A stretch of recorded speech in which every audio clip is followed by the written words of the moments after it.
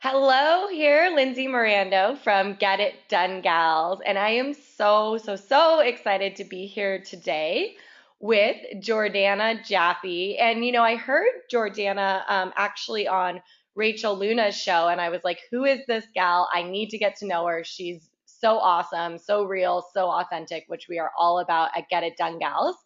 And Jordana teaches women entrepreneurs who are introverts or homebodies how to create their own super engaged Facebook group and successfully participate in other groups so that they can grow their online community and get clients while staying at home in their cozy PJs. And I don't know about you, but that sounds absolutely fabulous to me.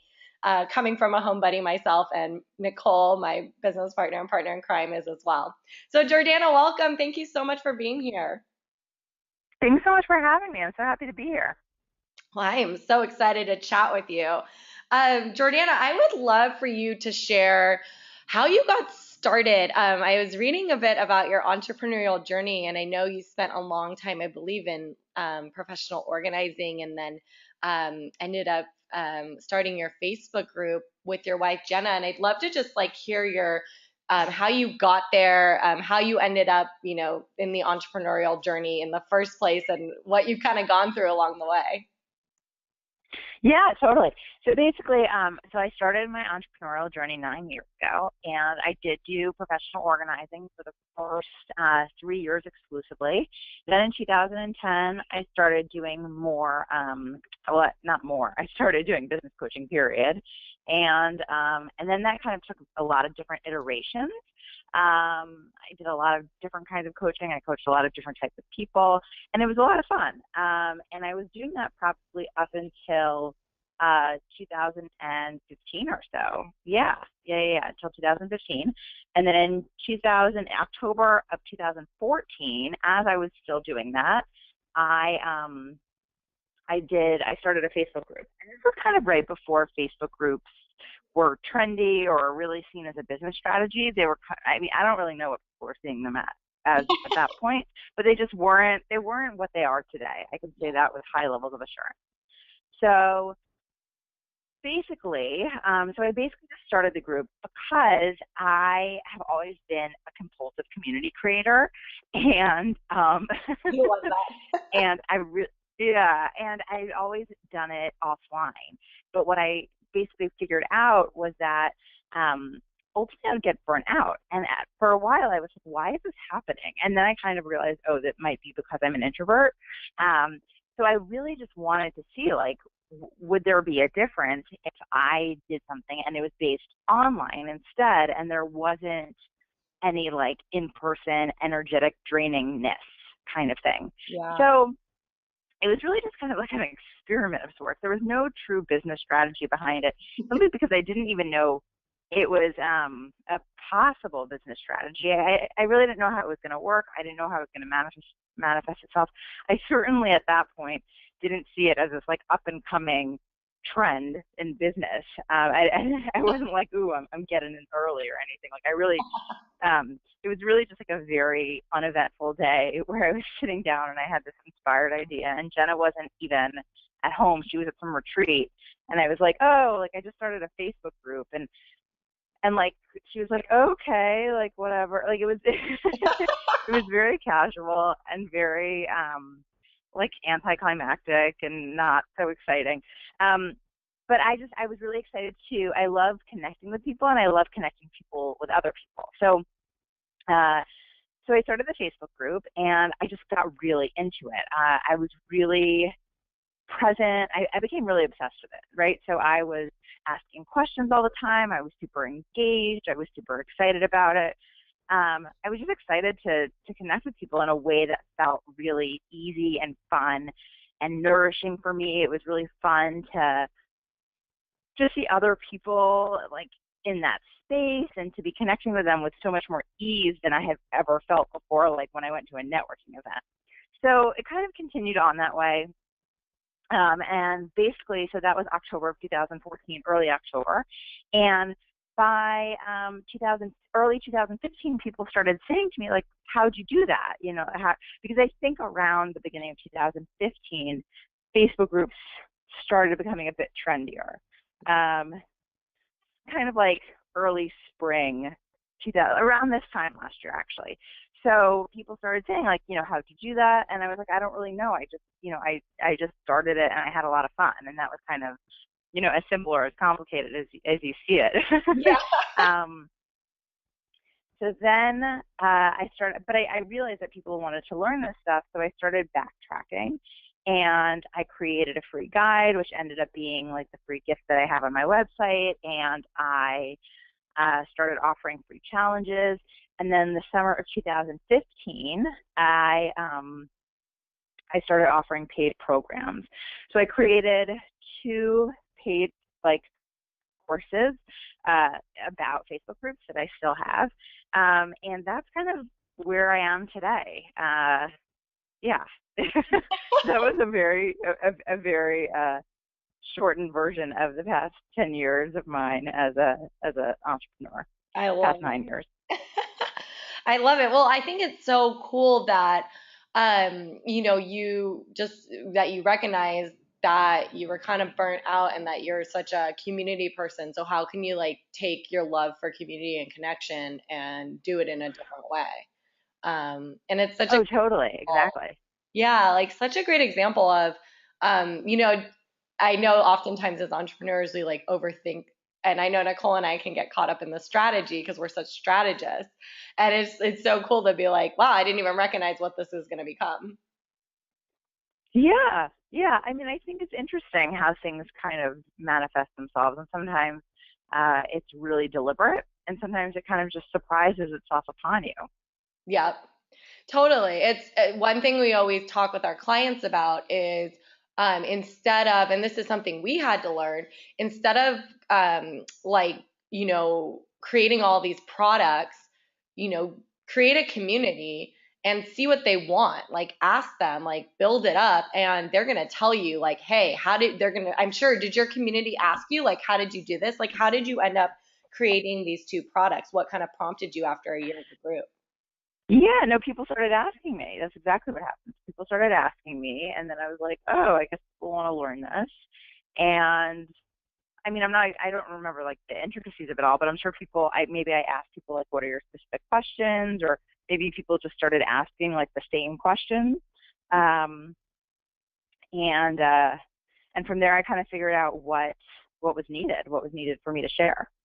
I love that. I love that. It's such a great example. And tell me about these 2 courses because I thought it was really cool how you shared your kind of model and the numbers that behind it. Like because you went into it not it wasn't like the model where it's like really high price point, less people, like more lower price point with more people. So how did you kind of go into that? How did you decide that that was the model you were going to use? And then where did most of your customers come from? Was it your email list? Was it the Facebook group? Like, I'd love to hear more behind that. So, okay, so the first program I did was Community Love Fest, and that was actually $4.97. So that I don't think I felt like that was probably reasonably priced. I didn't think it was like wildly low priced, but it just felt like a good. I kind of do pricing based on what I feel feels good to me. Mm-hmm.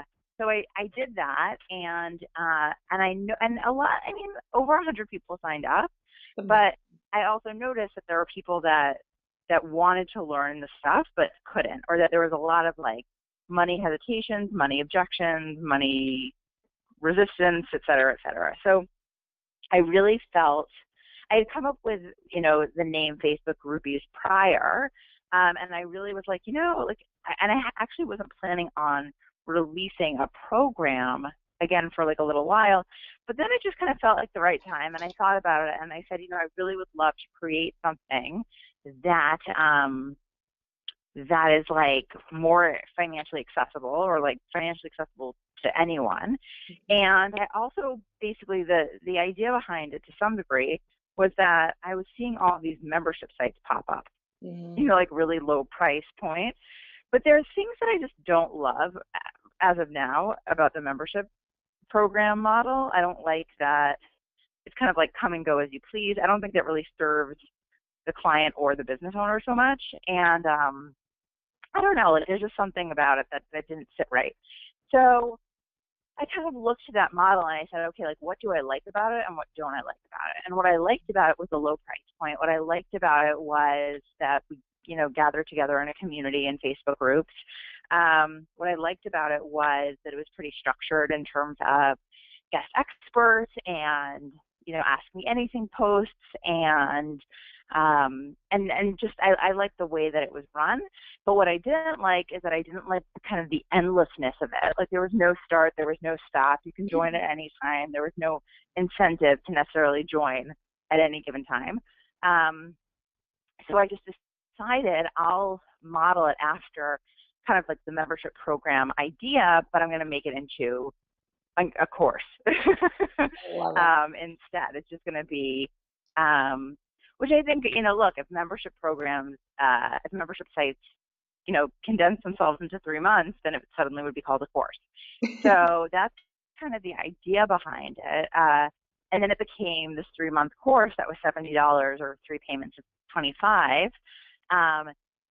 And it's interesting because after that, people were like, is there going to be like a continuation? And there wasn't, nor was that really my intention, because it also was like a lot of work Yeah. for those 3 months. Yeah. And I kind of wanted a break and stuff. But that was really the idea. I wanted to, having been in business for 9 years, I've been like, probably 2 years ago this time, I was offering programs, or even like less, maybe a year and a half ago, I was offering programs that were $10,000 that were for 3 months, or $25,000 for 9 months. Like I was doing really high price stuff, or I would just do programs that were like $700 for a month for private coaching and stuff like that. And I had to handle, as is expected, a lot of money objection conversations. And at first I was really bad at them. And then I really mastered it. I figured out, kind of like the way to guide people through those conversations so that they can make a decision that feels good and not just let kind of money decide for them. But, I also felt like those conversations were really exhausting. Mm-hmm. And it just didn't feel good, and I just really go with whatever feels good. So once it starts feeling good, I realized that I needed to kind of switch gears. And and that's scary because you're right. If you're going to charge $2,000, you don't need as many people to say yes. And a lot of people say, and this might be true, that it could in theory be just as difficult for someone to say yes to a high priced item as a low priced item. I mean, I think that there's some truth in that, and that also there isn't. But I don't think that that it's totally like false. I think that there definitely is some kind of sense of like selling is difficult at points, regardless of the price point. Yeah. So when I did the $70 program, there definitely was a sense of like, is this gonna work? How many people are really gonna say yes to this? I didn't really know what to expect at that point. We probably had like 5,000 people in our Facebook group, and I probably had something similar on my email list with like a 20 to 25% open rate. So if you do the math, like that doesn't necessarily guarantee that over 400 people are going to sign up. Yeah. But they did, and it was a really cool experience. It was a huge learning experience as to what's possible. And then it inspired me to actually create my latest course, which, was all about, it's called the Cozy 5-Figure Launch. And it's basically teaching what I did for that course for Facebook groupies, and teaching how to sell a 2-figure course, like a course under $100, and have a 5-figure launch from it. So that in theory, you would sell something at $100 and you would inspire 100 people to sign up, you make $10,000. So, because I think that's something that people are really craving. They don't necessarily want to be selling things that are $1,000, $2,000, $5,000 for a variety of reasons. They want to be able to connect more with the masses, but in order to do that, you really need an audience. I mean, you need a bunch of things, but first and foremost, you need an audience, and then you just need to be able to inspire people in a way that feels both good to you and them for them to say yes.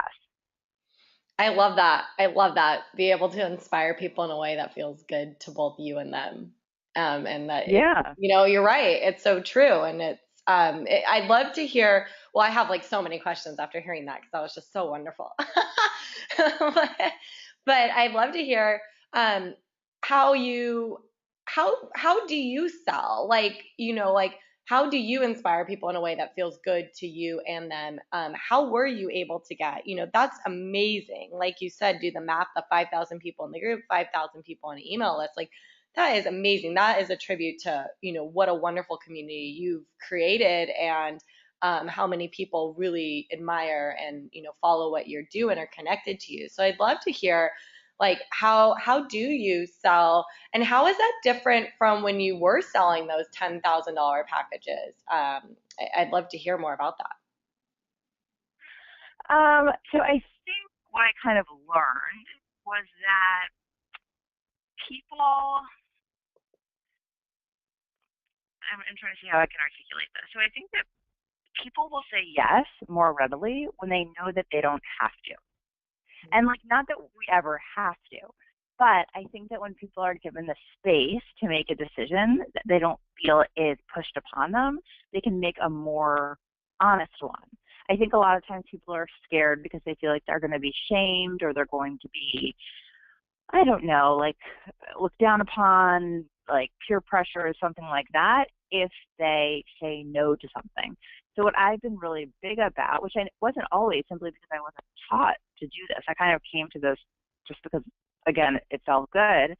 What I wanted to do is that I wanted to just give people the space to make a decision that felt good to them. So in doing that, I basically very blatantly say to people, like, I want you to, like, I celebrate your no just as much as I celebrate your yes. And you know, I basically say, like, I want you to make an empowered decision. Like, that's what I'm committed to. So if your no feels like an empowered decision, I support that 100%. But if your no is not an empowered decision, then I don't support it. And the same thing, like, I want someone to have a yes that's empowered. I don't want someone to say yes out of fear, of scarcity, of like, when is this course going to be offered again? I want someone to say yes because they genuinely want to say yes. So I support empowered decisions, and I say this outright to people. That's what I'm committed to, and then I support people's no's just as much as their yeses. And I think that when you say that to someone, it gives them the space to really make an empowered decision because they no longer feel coerced. I think sometimes people feel very pushed, so then they can't really make an honest decision. They just go immediately on the defensive because they feel kind of a bit suffocated by someone's perhaps well-intentioned, but regardless, like peer pressure of sorts. So I think when people know that they have the actual energetic space or the time, space, whatever it might be, to really make a decision that feels good, people make it now. That could still mean they say no. That could mean that they say yes. But the process feels better. And a lot of people have said to me that they've decided to work with me either because I gave them that space or because they love the process and they want to learn from someone who practices that process. So, and I'm by no means, I don't, see myself as a sales coach or sales teacher or anything like that, but I can appreciate people saying that. So I think that that's what it really came down to. In the past, I was taught otherwise. And there were definitely times in my life where it was otherwise, where someone would say no, or, and you would kind of, the way that conversation would continue wouldn't be as pleasant for you or for the other person. It would be more kind of coercive. It would be heavier. It wouldn't be as freeing. And the scary thing, which, for people listening, and you might be already feeling this, the scary thing is that in order to have a conversation that allows more space, right, that allows the person to really make an empowered decision, requires some faith on your part. Because I think that people are like, no, but I'm like really scared if I don't push that, like, they're just going to say no. Yeah. And some people will say no, but like they're supposed to say no because maybe they're not meant to sign up for your course, or maybe they're not meant to work with you privately. So I think what's involved is, and what's required, not even involved, but what's required of you is to really have faith that you might not have, had in the past, but that's really required of you if you want to go this route. Yeah, you're so right. And I love, like, I celebrate your no just as much as I celebrate your yes, because it's all about perspective, and you're totally right. You want them to make an empowered decision. You want them to stand in that yes just as strong as they stand in that no. And it's like if someone is halfway in on a yes, it's not going to be a good situation, whether it be a refund or if you're working with them one on one and they're not like fully into the work. And if somebody's, not fully committed to that no, it's like, man, you could have helped them, you know. Right. So, Yeah, no, for sure. So I think it's just like if you can approach it more, less as like this business owner in a way, but more as a friend. Like you're just checking in. You're like, hey, I wanted to check in. Like, how are you feeling about, the possibility of moving forward? Think about how you would approach it if it was a friend and you were checking in on them, or if you were helping a friend make a decision. Would you do it differently than if you were this business owner? And yeah. I think if you approach it as like a well-intentioned friend, you might be surprised at the kinds of results that come um, as a result.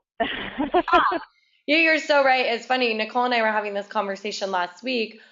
She has her old company that she ran for many years and supported.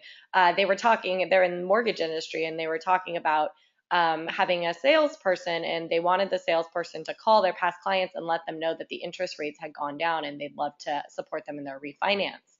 And it was so funny. We were talking about it. I was like, oh my gosh, give me that phone. Like, how many people would be so stoked to hear, like, hey, interest rates have gone down, your payments could go down. And I think, Sure. this person got so caught up in the word sales that they were too fearful Mm, to pick up the phone to do that. And it was so interesting because it is about perspective. Like, if I pick up that phone, if I was working for that woman and called, her past clients, like, that's supporting them if their payments could be lower. And it's the same with, these programs. And like you said, like if you really think that this can help someone, it's like a friend, like, hey, I want to check in, I want to share with you what we've got going hmm on. Definitely. That I love that. So tell me, so um you know how did you learn, because you said, in the past your sales conversations weren't as always this way. Like, how did you learn about the sales process? Does it come naturally to you? Did you have coaching? How did you learn that? I didn't have coaching around it. I didn't have like formal coaching. I think I kind of learned from doing it the way that didn't feel good. And then I kind of just played around with it. And I was like, oh, okay, this feels better. This is good. Like, I don't think it was like anything. And I think it was just a lot of practice. I think that I remember when I started doing like strategy calls and people would just say no and no and no and no and no. I was just so tiring and discouraging and frustrating. And I also never wanted to, what I saw as push someone Mhm. when they said no. Now I see it more as like just having an open and honest conversation about it. But in the past, it kind of felt like, I don't know, that if someone said no, I should just kind of respect it. So, if someone's listening and they feel that way, I definitely have been there that, someone says no to working with you and you're kind of like, okay, totally fine. Like, I don't want to bother you. I don't want to question your stuff. But the thing is that the thing to consider is that if someone's already expressed interest in working with you and now is saying no simply because of price, that means that they had interest in the first place. So I think if they had interest, it's worth having an honest conversation. Um, because like it's not that you are coercing them; they genuinely express interest, and the only thing that's kind of tripping them up now is the money, which might be legit or it might not be, but I think it's worth having a conversation. So that brings up a great point, because that is something that, our community, a lot of our community, they're coaches, they're service-based people. And, one of the first things we work on them with is finding that ideal client so that they can get them in the door. So I'd love to hear, how would you handle, or how do you handle that conversation around price, um, if that's simply the only holdup that somebody's having? I think it's just exploring it. I think it's saying, like, is it that you don't have the money, or that, because here's the thing, and it's different every single time, but something I say to people is like, look, if I don't really have this conversation anymore because I don't really price things in ways that are really so expensive. But what I do say to people is I say, look, if, for example, you had to come up with a certain amount of money in 48 hours, or the person like nearest and dearest to you would be medically compromised, you wouldn't immediately say like, oh, I can't afford it, right? You would say, how can I afford it? Right. So I think that's already a distinction to be made, right? How can you afford it versus can you afford it? So I think it's first just inviting people to feel empowered around their decision and realizing that like there are ways to make money. That usually what happens is that it's just that people are not comfortable. It's not that people don't necessarily have money. The question is, are you comfortable separating from money temporarily? Like it's usually people's discomfort around putting things on their credit card, or a lack of willingness around that, or discomfort around getting a certain kind of job, whether it's because they wouldn't want to get it or because of a stigma or something like that. So it usually has more to do with comfort than it does with actually having the money or not. Because money is always available to us. The question is, how willing are we to feel uncomfortable, potentially uncomfortable, to get it? Yeah, I love that. You're so right. Like money is always available. And I love you shared, I don't know if I saw it in your group or on your website, but you shared like 100 ways to make more money. Was that the Yeah, PDF? 50 ways. Yeah, Oh my yeah. gosh, it was so interesting. I was like reading through it and I love that you do that. Do you send that? Did you used to send that to people or is it just something that you've had? Yeah, no, it's something I created when I had my last company with business coaching. And I created it because I got so exasperated by people just being like, I can't afford it. So I created it really to be like, okay, like, can you, like, let's at least have an honest conversation. Like, and I get it. Look, like, there were times that I couldn't, like, I would probably say that I can't afford stuff, but in theory, I could have become a bartender. I just chose not to, Yeah. right? And that's a decision, and that's fine. But like, at least I'm feeling more empowered around it then, and realizing like, oh, I could actually make money. I'm choosing not to. So that's sometimes a hard thing for people to come by, because it feels kind of cozier to just blame money than blame your own decision. Yeah. But yeah, but that's kind of what it is. That's so true. You're right. It's just like the excuse of I don't have time. Well, we all have the same amount of hours in a day. What are you prioritizing? Yeah, And right, exactly. the same with the money. We talk about that all the time. Well, what are you prioritizing? Like, is your business a priority? If it is, what are you going to do to take it to the next level? Exactly. So I'd love to that gosh, this is so good. I'm like, I could talk with you for hours, but I know we have just a short, short period more time. So I'd love to hear, you did your courses, like they did such an amazing job. So you kind of switched gears, went into the Facebook group so you could, really change a little bit of your path in your company, and you've had such great success with that. I'd love to hear the growth of your email list, was that mainly from your Facebook group? And then the 400 sales on the product and the 100 on the community love fest. I mean, that's amazing. Would you say that the majority came from, your email list, your group? Did you run ads? Like, I'd love to just hear like broad overview of Yeah, what I worked, what did didn't. run ads at a point. But I think a lot of it came from, I mean, all of it pretty much came from the Facebook group and my email list. But I think a lot of it came from the Facebook group. I mean, that's why I'm just a big believer of Facebook groups, because they're Yeah. good stuff, and it's a great way to create relationships and connect with people and stuff like that. So I'm a big fan of that. So yeah, that's kind of how I did it.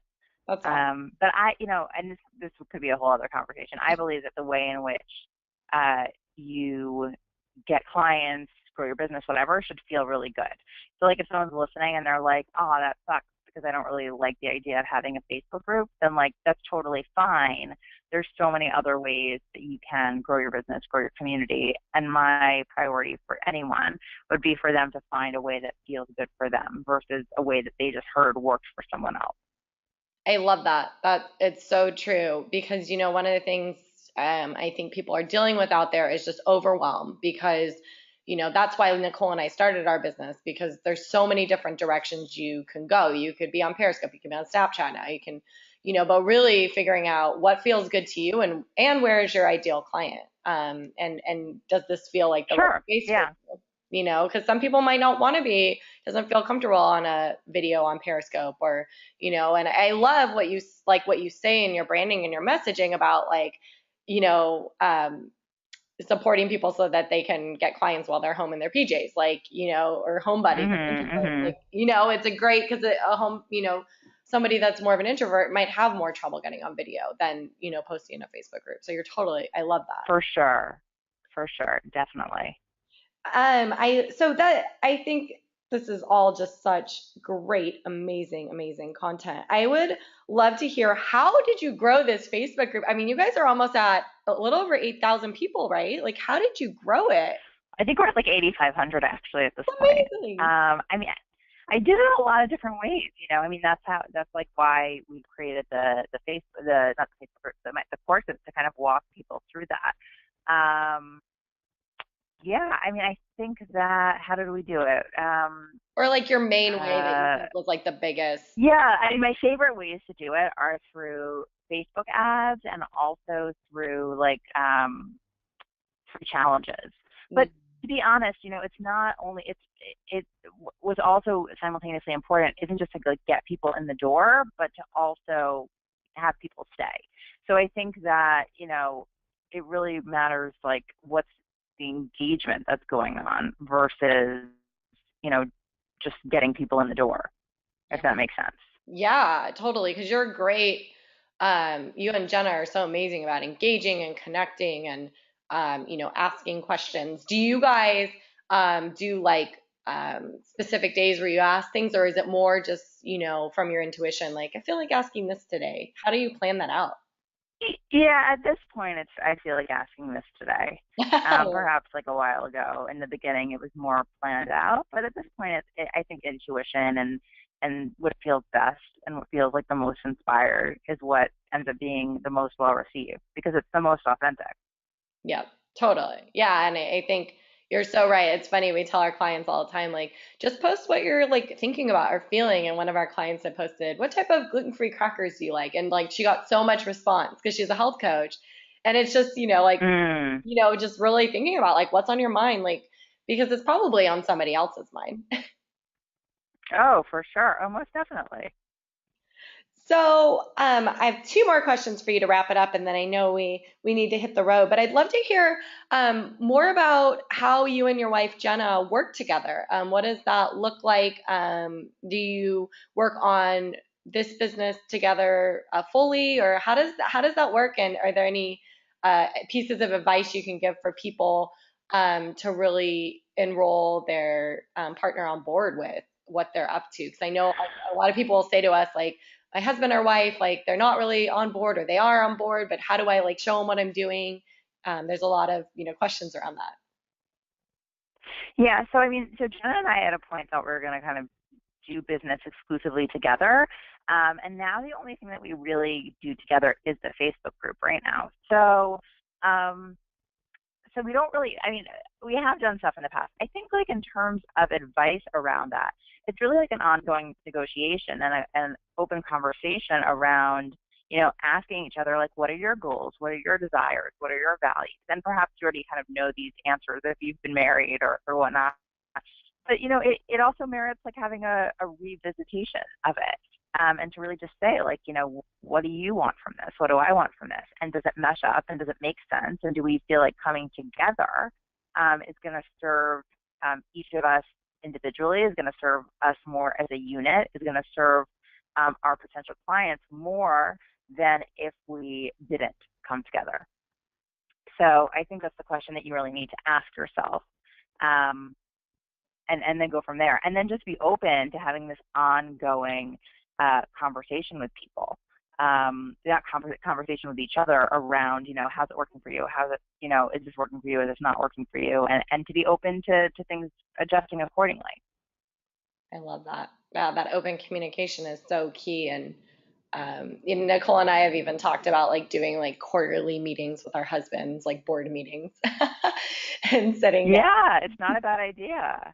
Just, fun, or my husband and I do like a monthly meeting where we sit down and go over finances and, everything that's happening, Yeah. goals. And, you're so right. Like just continuing to revisit that conversation and check in and, see how it's flowing. And that's so great. I love it.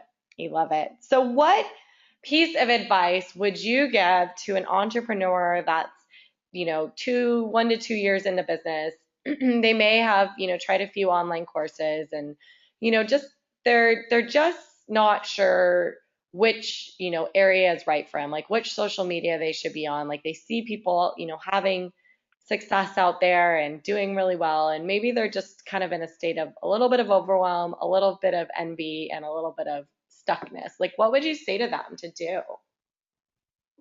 I mean, first and foremost, I would, invite them to think about, diminishing any potential self-judgment or shame, which, we've all experienced at one point or another. It just doesn't really serve you. And then to really think about, like, well, if I put aside, like, what I've seen from other people doing and what seems to be working for other people, what would feel the most fun for me? What would feel, the most enlivening for me? What would feel the most spacious for me? I mean, it depends how you want to feel, but ask yourself how you want to feel and then make a decision from that place, because that allows you to create a strategy that's ultimately going to be the most sustainable. Because when you choose a strategy simply because it worked for someone else, it's going to be really difficult to sustain it when there are bumps in the road, which there are bound to be, simply because that's part of the whole, process.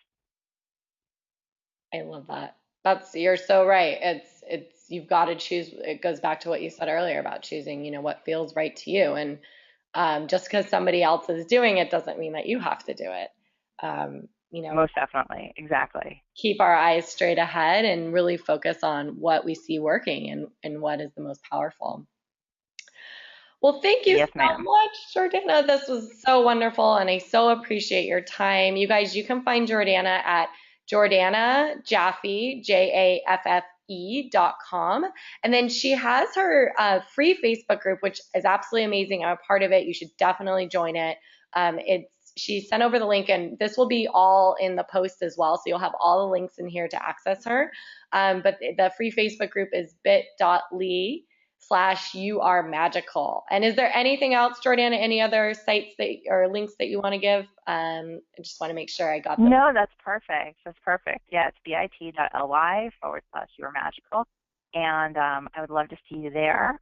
We have lots of fun stuff. When you go there, just to let everyone know, if you go to the file section and you scroll down, you can see this thing. It says 14, the number 14 days Facebook course, I think is what it says. And it's basically my Facebook group, my Facebook course that I did that's free, and it's how to get clients on Facebook without spending a dime or leaving your house. It's 14 days of a free challenge. So if you go, once you join the Facebook group, go to the file section and check it out. I love it. And that's awesome. Thank you so much. And thanks for sharing that. I think that's going to be so great. And definitely be on the lookout for what Jordana has coming next. I know she has some great programs available, not at this point, but I'm sure they'll probably be reopened soon. So you can see like more behind the scenes of the growing of the Facebook group and the community, because she's just so amazing at it. And I just thank you so much for being here today, Jordana, and thank you so much for being so real and honest and open with our audience. We appreciate you. Of course. Thanks so much for having me. I really appreciate it.